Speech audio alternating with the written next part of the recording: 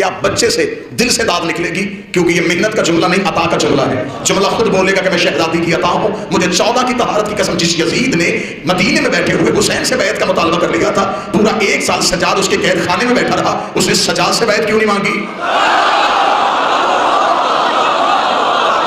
اسے امام کی بیعت چاہیے تھی نا، تو وہ سجاد سے بھی مانگتا، اسے سجاد سے کیوں نہیں مانگی؟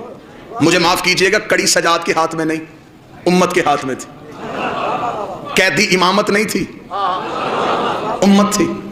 جتنی دیر میرا بادشاہ قید خانے میں بیٹھا رہا، یزید 1 رات بھی نہیں سو سکا، بے چین کر دیا سجاد نے اسے۔ اس لیے تو شاعر نے کہا تھا بستر جو مخملی تھا اسے خار کر دیا، بستر جو مخملی تھا اسے خار کر دیا، سونا فرعون شام کا دشوار کر دیا، نیند اس کی باندھ کی زنجیر پا کے ساتھ سجاد نے یزید کو بیمار کر دیا۔ جتنی دیر سجاد قید خانے میں رہے، سجاد نے طاقت امامت بتائی۔ سجاد نے کہا ہمارے اندر آج بھی اتنی ہی طاقت ہے۔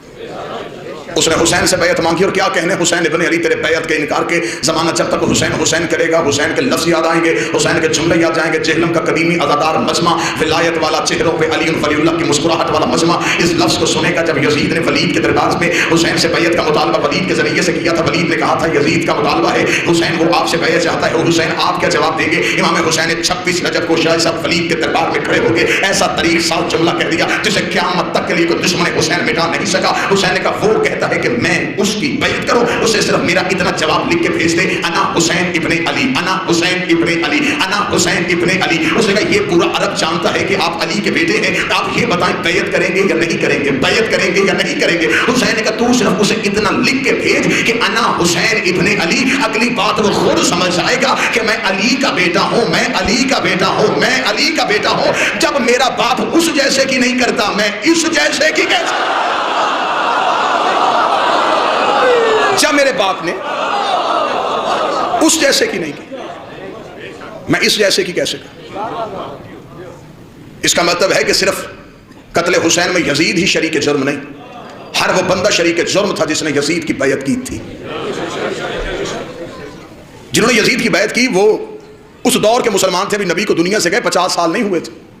اس کا مطلب کہ نبی کے دور کے صحابی موجود تھے جنہوں نے نبی کے دور میں نبی کے ہاتھوں میں بیعت کی، انہوں نے بیعت توڑ کے یزید کے ہاتھ پہ کی۔ اور یہ ہے تاریخ اسلام کا ایک بدنما دور۔ داد آپ نے میری سوچوں سے بڑھ کے دی، توقع سے بڑھ کے دی۔ اب اس جملے کو محفوظ کر لیجئے گا، یہ تھا تاریخ مسلمان کا بدترین دور کہ رسول کے جانے کے 50 سال بعد یزید جیسا ایک فاسق فاجر بدکار مملکت اسلامیہ کا وارث بنا، اور اس دور کے مسلمانوں نے یزید کی بیعت کی۔ یہ جو لوگ بیعت کر رہے ہیں یہ صرف لوگ نہیں، مستقبل کے راوی ہیں۔ یہ لوگ صرف بیعت نہیں کر رہے، ان میں بڑے بڑے مستقبل کے محدث چھپے ہوئے ہیں۔ انہوں نے حدیث نقل کرنی ہے، انہوں نے تاریخ کو روایت کرنا ہے، انہوں نے رسول کے فرمان کو روایت کرنا ہے۔ تو جب ہاتھ یزید کے ہاتھ میں تھے، زبان آل محمد کا حق کیسے بول سکتی تھی؟ پھر اس دور میں جو تاریخ بنی، آج کے مسلمان نے اسے مستند اس لیے سمجھا کہ یہ نبی کے فوراً بعد بنی تھی، جبکہ نبی کے فوراً بعد یزید کے ہاتھ پہ بیعت ہو گئی تھی۔ اور یہ فقہ اور شریعت کا قانون ہے، جب کوئی مسلمان کسی فاسق کے ہاتھ پہ بیعت کرے تو وہ دائرہ اسلام سے نکل جاتا ہے۔ پھر مجھے معاف کیجئے گا، یزید کے دور میں جن مسلمانوں نے یزید کی بیعت کی، اب ان کا اسلام سے قرآن کے مطابق کوئی تعلق نہیں رہا۔ پھر اس کا مطلب کہ حسین کو مسلمانوں نے نہیں مارا، مسلمانوں نے نہیں مارا، کافروں نے مارا۔ اور یہ تھا اختیار حجت کہ شریعت کا اور قرآن کا مسئلہ ہے کہ جب کوئی مسلمان کسی فاسق کے ہاتھ پہ بیعت کرے وہ دائرہ اسلام سے نکل جاتا ہے۔ اب اگر وہ دوبارہ مسلمان ہونا چاہے اور کوئی حجت موجود ہو، اسے اس کے پاس آنا پڑے گا، اس کے ہاتھ پہ دوبارہ بیعت کرنی پڑے گی، جس کے لیے کہا جاتا ہے نص ہے تجدید بیعت، بیعت کا پلٹ کے واپس آنا، بیعت کا دوبارہ قائم ہونا۔ وہ دوبارہ معصوم کے ہاتھ پہ بیعت کرے گا۔ یہ تھی حسین کی جنگ کہ لوگوں نے یزید کے ہاتھ پہ بیعت کی، اس کا مطلب نبی والی بیعت ٹوٹ گئی، علی والی بیعت ٹوٹ گئی، حسن والی بیعت ٹوٹ گئی، لوگ دوبارہ زمانے جہلیت میں چلے گئے۔ حسین اپنے 72 لے کے کربلا سو گیا، اگلی حجت 1 سال کے لیے قید خانے میں بیٹھی رہی۔ اب مجھے طریقہ مورخ بتائے کہ وہ پورا 1 سال امت کافر رہی ہے یا مسلمان رہی؟ اس 1 سال میں امت کہاں تھی؟ حالت کفر میں تھی یا حالت اسلام میں تھی؟ اس کا مطلب ہے کہ جو امام قید خانے میں تھا، امام قید نہیں تھا، امت قید تھی۔